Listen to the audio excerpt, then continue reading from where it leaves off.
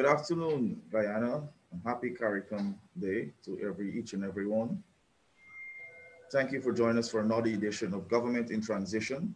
My name is Hugh Todd, and today joining us we have Mr. Joe Hamilton, who is a long-standing politician, a national candidate with the People's Progressive Party Civic. Alongside him is Attorney at Law Ms. Priya Manickchand, who is a former minister and a national candidate for the People's Progressive Party Civic. Ladies and gentlemen, thank you for joining us this afternoon. You good afternoon and happy CARICOM Day to all the viewers and to Priya. Priya, I hope you have some Caribbean cuisine at your residence. Yeah, happy CARICOM Day to everybody. My residence is always full of CARICOM cuisine. Okay, colleagues, we want to begin again today with David Granger himself and the many utterances, statements that he would have made over the last, I would say, 5 years. But we're more interested in what he has to say of recent. And he has not claimed victory, according to him. But we are seeing a consistent approach from the APNU FC camp claiming victory. Even today, they were sharing out flyers in some of their strongholds, talking about facts are facts, fraud is fraud, and there's an APNU FC statement that they're going to be forming the next government.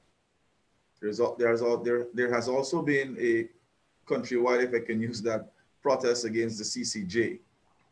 So whilst on one hand we have David Granger trying to project the posture as if he is going to lead a government to the end of this period that would be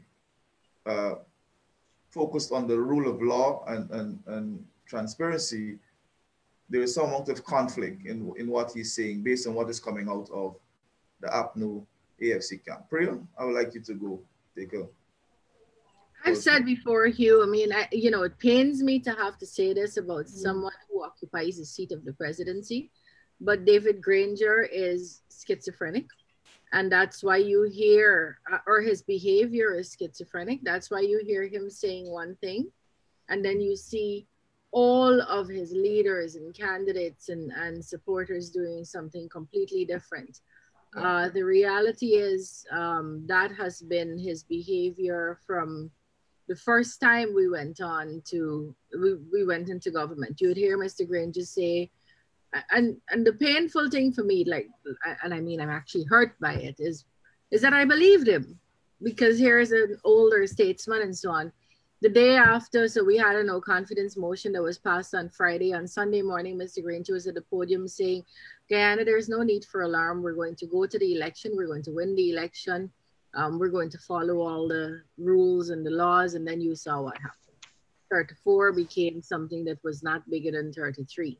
And then throughout this period, we're going to have a recount. And his candidate goes to court to stop the recount. Or we're going to comply with the numbers of the recount, and then that changes also. We love CARICOM, but you have your supporters cursing up and abusing down Mia Motley, who was merely speaking not even on her own behalf, but on behalf of all the CARICOM leaders in the country.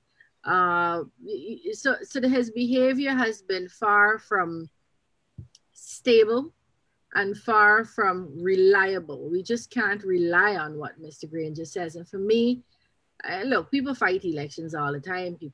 That's what politics is. You have 2 sides or 3 sides or 12 sides fighting, and everybody wants a little bit of power.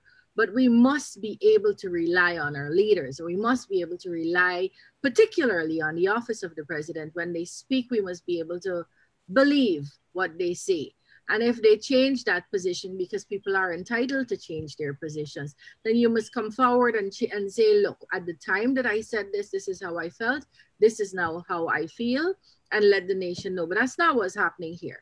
Here, Mr. Granger says, I'll wait on the CCJ, and he has his placard holding protesters saying the CCJ are gangsters, a bunch of gangsters. I saw a placard saying that.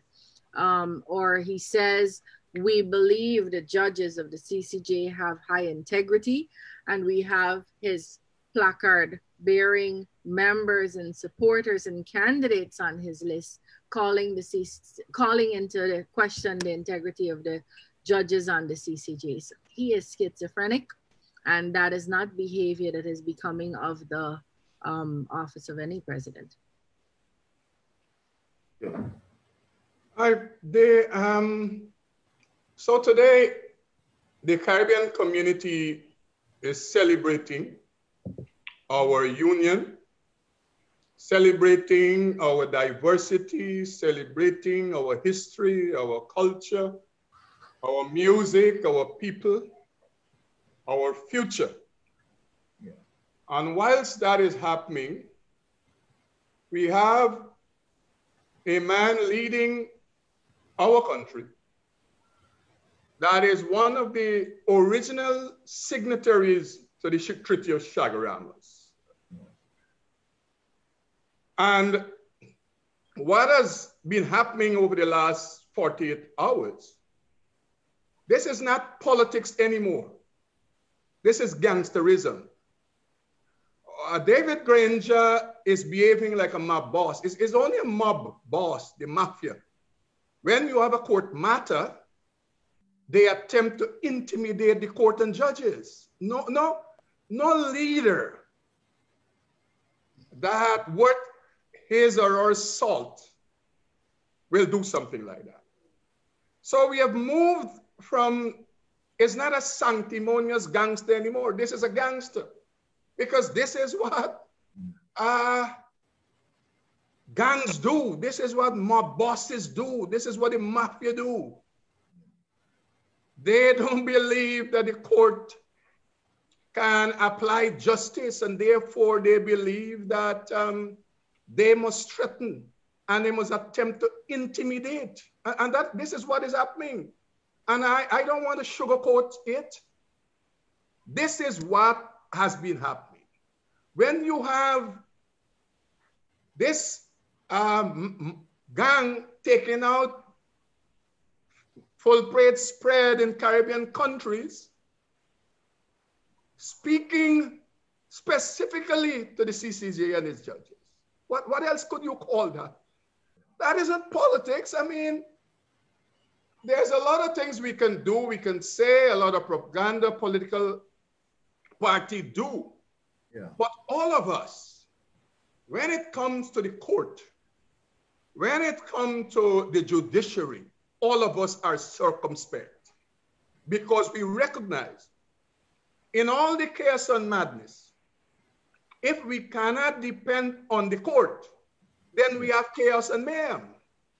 Then we have anarchy. We must be able to depend on the sanctity and the credibility of the court and its judges. But you have a man leading a outfit here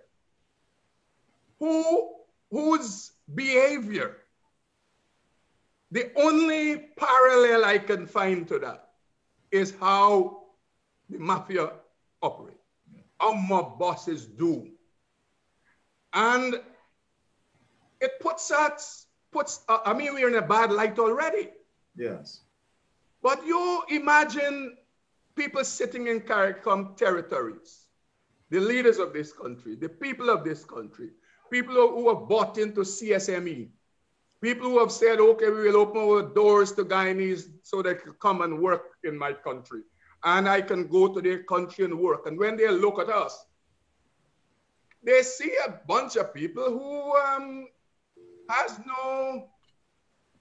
have no respect for the rule of law.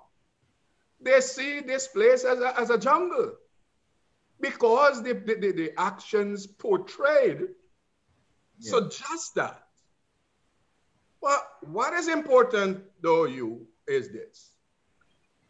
We would note that large percentage of the Guyanese people, even large percentages of their supporters, does not support that.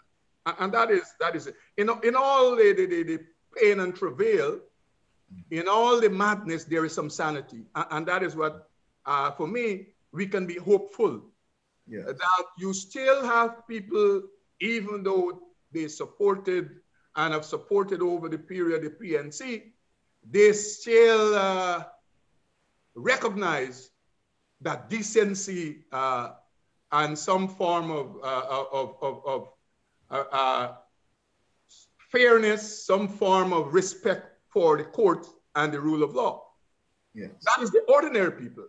And what is shocking, on the flip side, we see people who have learning, who have degrees, who have doctorates before their names. And that is, this period has really showed us all the titles before people, they can be beast-like and they can be animalistic, because the ordinary people, you know, now it's easier to have a conversation that makes sense and be listened to by an ordinary supporter and member of the PNC. Yes. It is difficult to have a conversation with the cultured people and the people of learning and the so-called middle class type in this period. And that is what, so this thing is on the flip side right now, where people who are not that literate, people who, some of them have just made primary school or some of them have made secondary school, you can have a conversation with them and they can say, you know, I didn't see it that way. Yeah. And on the other hand, the people who have graced universities and will roll out their letters and their learning, and you know, people like me and Priya, they will tell us we are country people, we are uncultured, we have no pedigree. Yeah. But these people with all this pedigree, we have seen what they are, and the people of Guyana is having a good look at them, that these are not leaders you want to lead you anymore. Yeah. These are not people you would want to vote for anymore. These are people who have no credibility at all. These are people who don't believe in truth, justice, and righteousness, even though many of them are Bible-bearing and people, you know? And that is where this country is at. And as I said, and I will repeat, what is good is that most Guyanese, 99.9% and more, they're in their homes today having a nice conversation, looking after their children, reminiscing on life from since 1973, when the Treaty of Chaguaramas, it was signed. And our CARICOM brothers and sisters who might be listening to this program, I am pleading with you to recognize and understand, this is not Guyana. Yes. These are some people who are badly led by bad leaders who live in Guyana. Yes. This is not Guyana. What you see out there today, demonstrated with picketing, with pickets and cursing and swearing against the judges of the highest court in our land, which is the CCJ. I plead with you, my CARICOM brothers and sisters who are listening to this program and who might listen to this program sometime subsequent. What you see exhibited today is not Guyana. Yeah. There are some people who live in Guyana that are led by a man who many of them thought was a good man, who was turned out to be the worst person who has held the presidential title in this country. Yes, thank you, Joe. And staying on institutions, I want to move to GCOM, and we are fully aware of the battle that we've had to fight to remove Justice Patterson, who was unilaterally appointed by David Granger, and we had a lot of evidence before us that this administration was going to capture GCOM. And we fought tooth and nail to ensure that elections would be fair and credible. And we got that, we were successful in that. But lo and behold, following the polls of March 2nd, we've had Mingo presenting what he did. We were able to overcome that with a recount, and the hero himself emerged.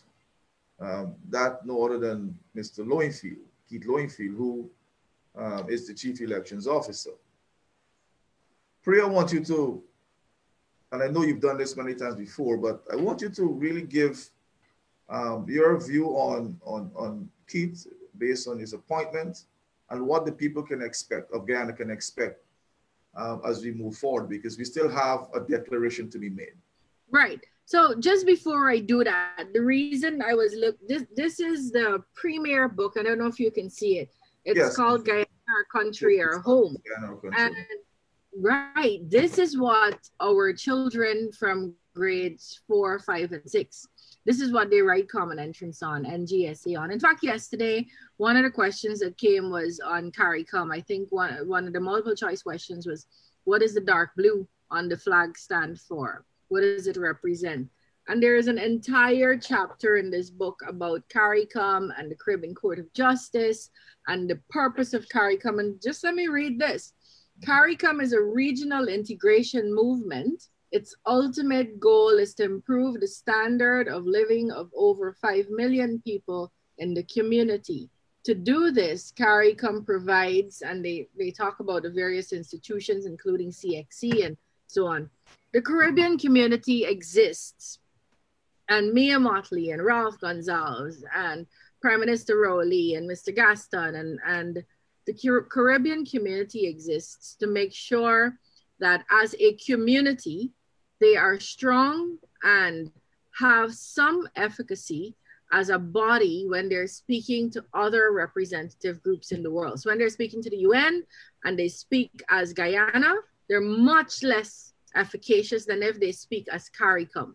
When they're speaking to the United States of America and they speak as one body, they are stronger. So you would recall that recently the United States had a meeting of some sort. I think it had to do with some security issues, and they selected which countries would get invited, and Guyana was not invited, perhaps because we didn't have someone or they did not believe that we could understand through our sanctimonious gangster what would be discussed there. And what did Mia Motley as a Caribbean chair do, and some other CARICOM countries? They said, you know what, you're either inviting us all or we're not coming. And so people stayed away from that meeting, the other CARICOM countries. So this is a group. This group is supposed to look after its 5 million plus citizens, residents in CARICOM. Now, the residents of Guyana, the citizens of Guyana would be abandoned to a dictatorship if the other CARICOM leaders and CARICOM as a group did not insist that the will of the people reflected through their ballot is given effect. And I am very pleased, very encouraged, very heartened, and really, really comforted to know that we're not being abandoned by our Caribbean neighbors. We're not being abandoned by the rest of the world, but particularly CARICOM is staying true to its principle of forming in the first place. You asked me about Mr. Keith Lowenfield. Keith Lowenfield is a man who occupies an office. That office is the chief election officer. He has specific functions. He can't do as he pleases. He can't wake up one morning and decide he's going to become the chair and or do jobs that a chairperson should do. He can't wake up one morning and decide that he's going to become a commissioner and do the kinds of things that commissioners do. He cannot wake up one morning and decide he is going to discard votes or add votes to the vote count that people give. Mr. Lowenfield, or whoever sits in his position, has very specific tasks. And Mr. Lowenfield himself, being a student of management who understands these things, explained his limitation. There's a video where he was explaining his limitations in 2019, where he said very clearly, look, I can't, Keith Lowenfield is not the man you must look at to find answers for these things. Keith Lowenfield is literally only doing what the commission tells him to do. Keith Lowenfield is only carrying out the jobs and the instructions of the commission. That has not changed. That position has not changed. Mr. Lowenfield has sought to change it. As I said before, and I'm saying again, that I believe Mr. Granger is behaving like a schizophrenic. That is somebody with multiple personalities. And in one of those personalities, he is saying to Keith Lowenfield that you will do as I tell you, which is to discard votes that were cast in favor of the People's Progressive Party so as to give a win to the APNU AFC that the people of Guyana did not give to the APNU AFC. Now, the problem with that is Mr. Lowenfield does not get to say, David Granger will come and sit with me in this cell. That is, he's courting some serious jail time.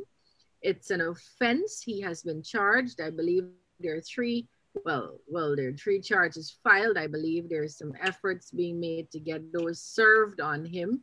And those have serious penalties, including life imprisonment. Now, you've got to wonder, what is it? What is it, Mr. Lowenfield? Why is it Mr. Lowenfield would allow himself? Why would Mr. Lowenfield's wife, sister, brothers, nieces and nephews, children, grandchildren, why would they allow him to be in this kind of position? Because he is going to get into trouble for this. And he's not going to get into trouble because we say so. He's going to get into trouble because there are charges filed. The people who have filed those charges intend to go all the way through with them. And there's already a whole heap of written evidence against him that has to be tendered, and that's it. He's in a lot of trouble. It comes down back to this. Keith Lowenfield are no one person in that position. It doesn't matter who it is. It doesn't matter how much we love them. Cannot decide who is going to get how many votes. The people of Guyana get to decide how people are going to vote. Yeah. And because, not how people are going to vote, how they are going to vote so as to give effect to who goes into office. Now, you in every election, there are people who win and people who lose. People bawl their eyes out. I held people crying and heaving and weeping in 2015 when the People's Progressive Party, Civic, lost. Now, I'm not sure if we lost that election because I think Lowenfield did work there also. But when we lost that election, people wept, people cried, people were upset, people were hurt. And it was up to us who ourselves were hurt and a little bit shocked because we didn't expect it, to get up and go out and provide leadership and go to bottom houses and go on TV and go on Facebook to say, it is not the end of the world. We will be coming back. Or we will be coming back stronger. And here is how you can help us come back into the government. Here is what we will do while we're in opposition. It calls for maturity. It calls for leadership. But first of all, for anybody to give that kind of leadership, you have to be decent. You have to be honest. You have to accept that during elections, for every election, there is a chance that you will lose the election. And when you lose that election, you are still required to lead your people or step aside and let someone else lead them. And that for me is what we're seeing here absent.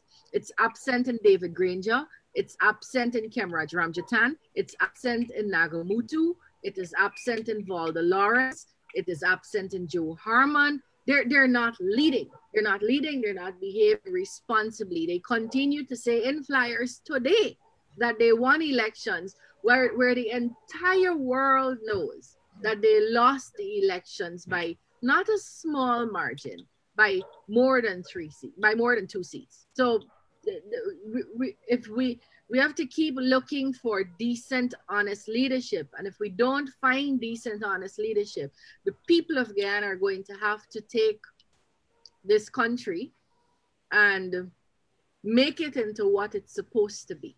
A country that is prosperous, a country that will have legitimate leaders, a country whose legitimate leaders will be held accountable. And that can be done with or without Mr. Granger. He's going to have to decide where he wants to stand. Thank you, Priya. Joe, please. You following up from where Priya left off is the point she made about us where we were going back 2011, because we lost the majority in the government and we couldn't get nothing done because of this one-seat majority. And then we lost government in 2015. And so it was a painful period from 2011 right up to 2015. And I would say several months after May 2015, for us who were around and who had to hold each other up and, you know, lean on each other and lean on each other's shoulders. But in all of that, we did some retrospection and we sat down and spoke to each other frankly and fearlessly about some of the things that I don't want to get into, but the point is, unlike this bunch, from the third, they set out to deceive their supporters. They set out to deceive the other leaders of the leadership who are not in the in of the out. I am confident that as we speak today, 4 months after, it is only a handful of persons in that cabal who would have seen the statements of votes. Yes. I'm confident. And the difference here is, as Priya pointed out, is leadership. Where we didn't cry and shed tears and go down in sackcloth and ashes, we rolled our sleeves up, and our pants falls, and we say that we have to do things differently.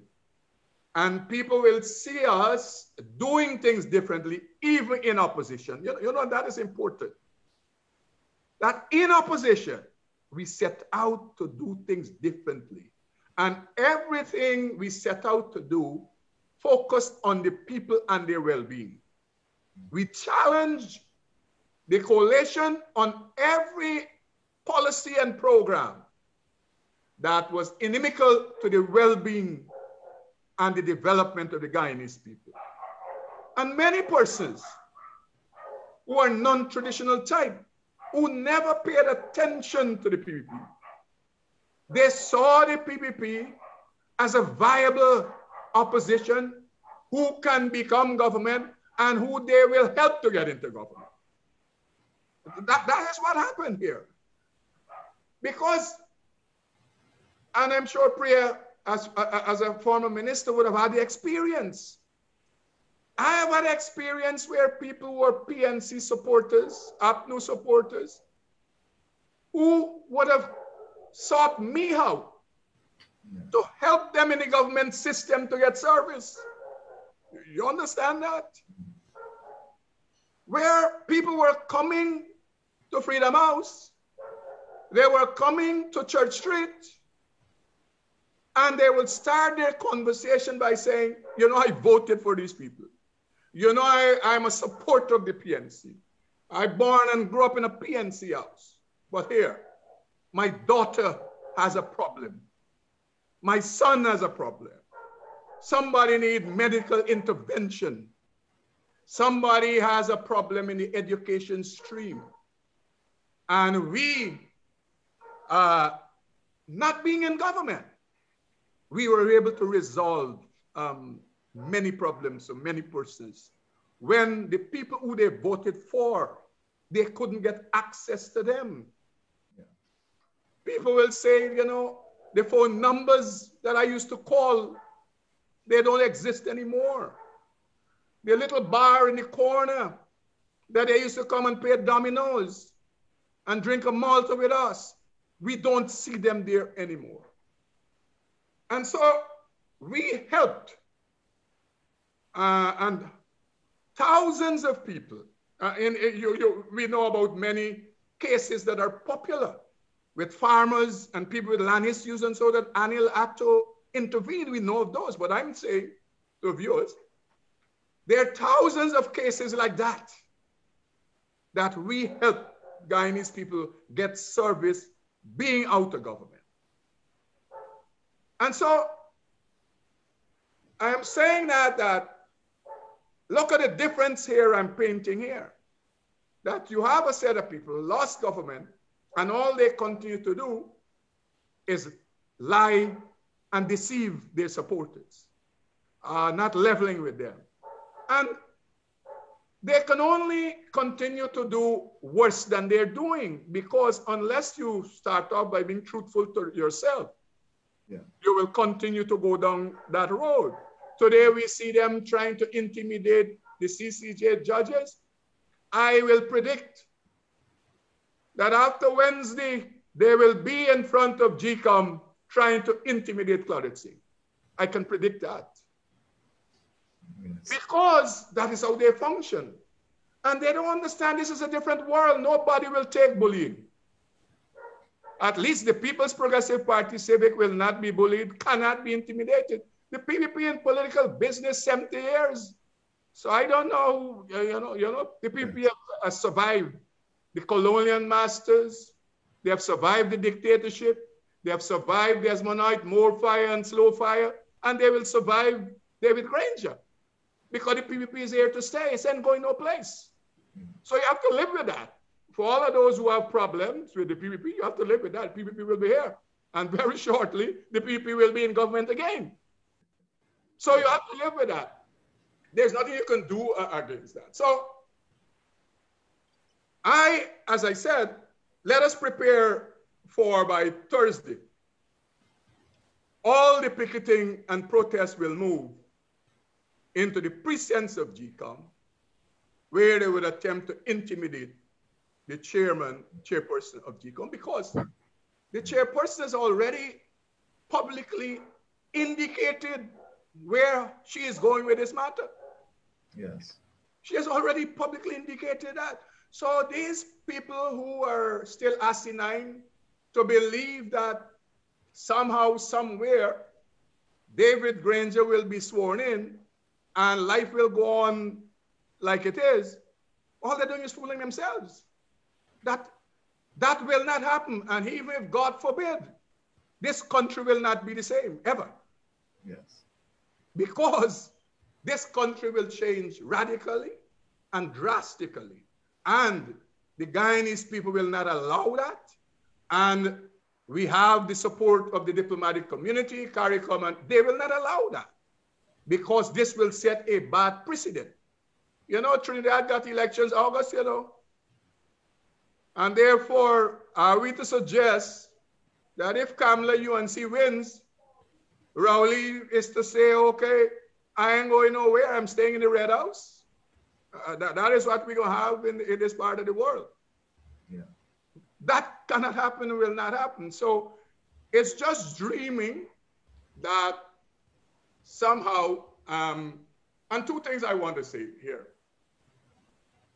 The police commissioner and the leadership of the police force, today we call on you. Unless you pay serious attention, because I get a view that APNU AFC believe that they have some latitude and cover to do whatever they want to do on the road. And the commissioner of police must speak to the nation, because, Mr. Commissioner James, any harm come to the Guyanese people or their property, you will be held responsible personally. Yes. Because you're the chief law enforcement body in this country. And you cannot have a bunch of people who believe that you gave them tacit approval to do whatever they want to do. And Priya would know more than I do.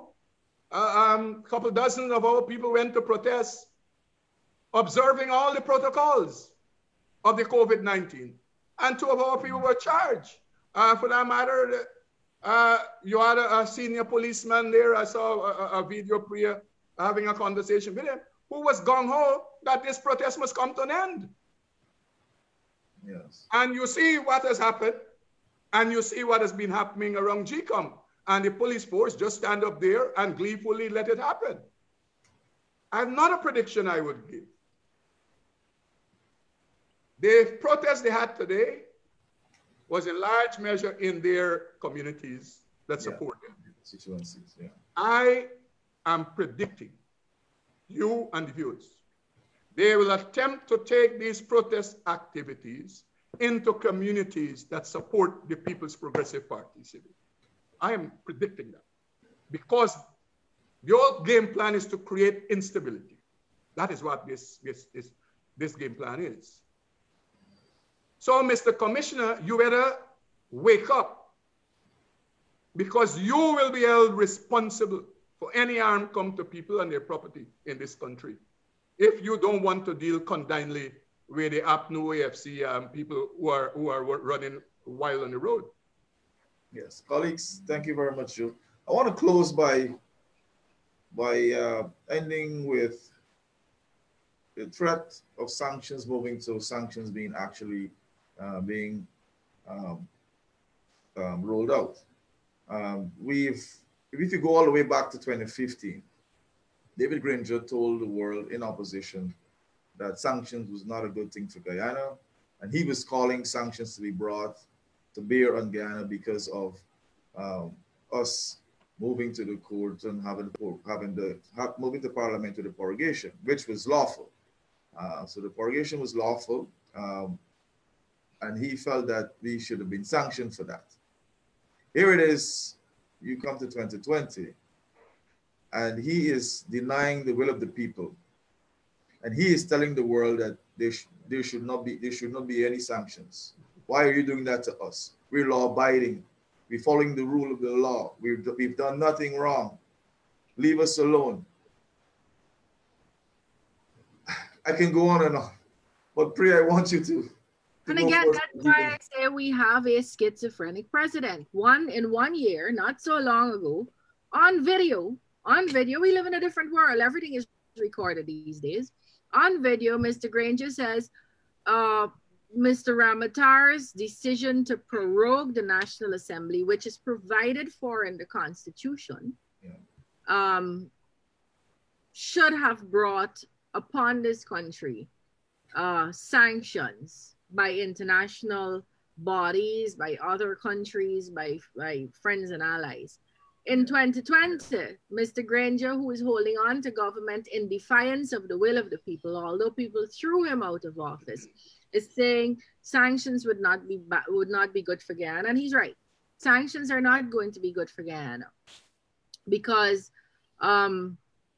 sanctions will probably first be applied to individuals like Granger and his wife and Nagamutu and his wife and Ramjatan and his wife and children and whoever is studying overseas, their student visas will probably get withdrawn and those kinds of things.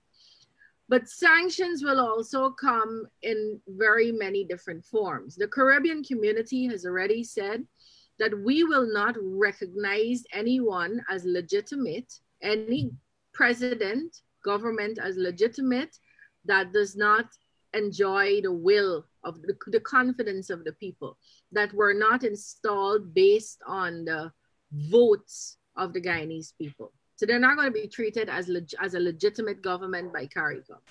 The ABCE countries, America, Britain, Canada, the European Union countries have already said, we're not going to treat any government that ascends office legitimately. In fact, the EU ambassador went on to give examples of countries where it was painful for them, but they had to, not because they want to be bullies, but because they have principles that they have to live by.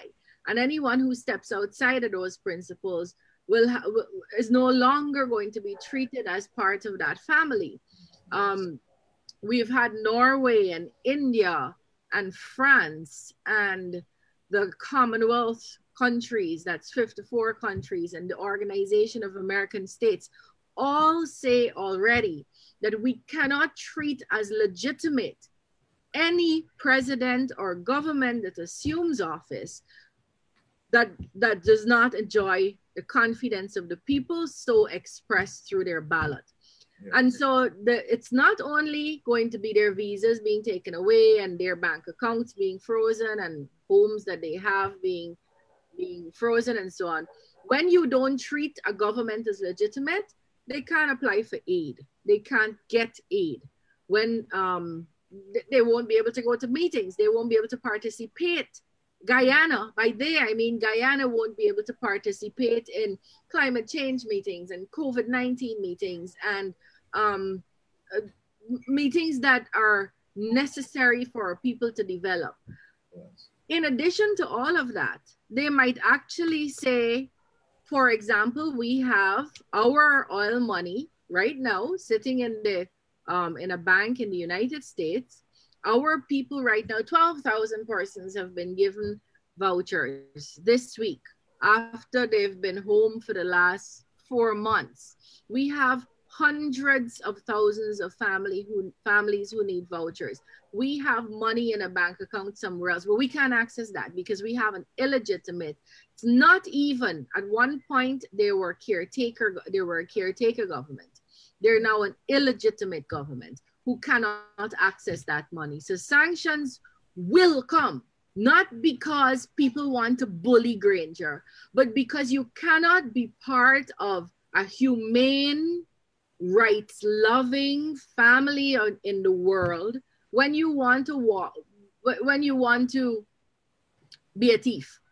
You can't be a thief in that large family. You can't divert and depart from those very, very basic principles and values that the world lives by and not be sanctioned. And those sanctions will hurt us all. So we have to make sure, not only because it is wrong to steal the election, but in the interest of Guyana, in the interest of all these children who will be writing common entrance next year and who will be looking to compete with the kids in Trinidad and the kids in Barbados and the kids at Harvard, we have to make sure that we do all we can to make sure Guyana does not get sanctioned, which means we have to remove the APNU AFC from office and give effect to the will of the people of this country, which is to install an Irfan Ali presidency and cabinet. Thank you. Joe, closing. Yes, I think the diplomatic community, they have moved last week from talking to acting. Action. I think that is where they're at the moment. And that was spelled out lucidly by the Secretary of State of the United States, because he didn't, I think a couple of statements he made in the past. Also, the Assistant Secretary of State for this Western Hemispheric Affair made some statements. But in Pompeo last statement, he contrasted Suriname with Guyana. Yes. Now, they had elections after us, and the government is already installed. And I can go further to make the point that there you have a man who is convicted, who has a past that is very notorious. He was decent enough to hand over government and to wish the new president well. And to say that Suriname is bigger than all of us. And Pompeo contrasted that with Guyana, where since the 2nd of March we had elections and we're yet to have a result. So we're at this place where action is being taken. I'm confident about that. And I suspect that going forward in the new week, more action is likely to be taken.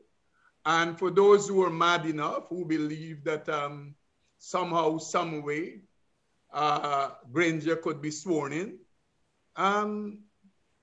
I say to them, you don't have to wait on Claudette Singh and that kind of thing, you know. Call a big party at coffee. I'm sure you could find one of the judges that are close to you in the judiciary and let them go there and at the square, at Durban Park and swear Grange. And I don't know why they're frustrating themselves, you. Yes. I mean, you want this man to be sworn in without the confidence and the ballots and the will of the people. Just go and swear him in and let us see what happens. So the diplomatic community will act and continue to act. Yes. And let me say this. The thing is, regardless of what the verdict at the CCJ is on Wednesday, that has no bearing, in my view, on the declaration that GCOM chair is to do. And that declaration is to be done based on her instructions on the tabulation of the recount of the votes. Yes. That is what it is. And so I believe also that even after Fanali is sworn in and the PPP takes government, some of these people are still going to face sanctions because they would have to be made examples that no other government in this part of the world will attempt to install itself, reinstall itself without having the confidence of the people. And so we look forward for the chairperson of GCOM to very shortly, soon after this case is over, to make the declaration based on the recount result that shows the People's Progressive Party Civic garnering 233,000 votes and winning these elections. And Irfan Ali, who is deemed president, becomes the president of the republic. That is our expectation. Yeah. And so we just ask people continually to be patient. We will get over this very shortly. Thank you, Priya Manickchand and Joe Hamilton, for joining us today. Have a pleasant rest of the CARICOM day. And to our viewers out there, thank you very much for joining us and listening to us. Continue to spread the good word coming out of the People's Progressive Party Civic. We're nearing the end. The declaration will be made soon. And soon you will get the president that you deserve, the president that you have voted for. And that is no other than Dr. Irfan Ali. Thank you for joining us. And please stay safe and have a good and pleasant evening. You have a good afternoon, Priya. Have a good afternoon. Same to you both. Bye-bye.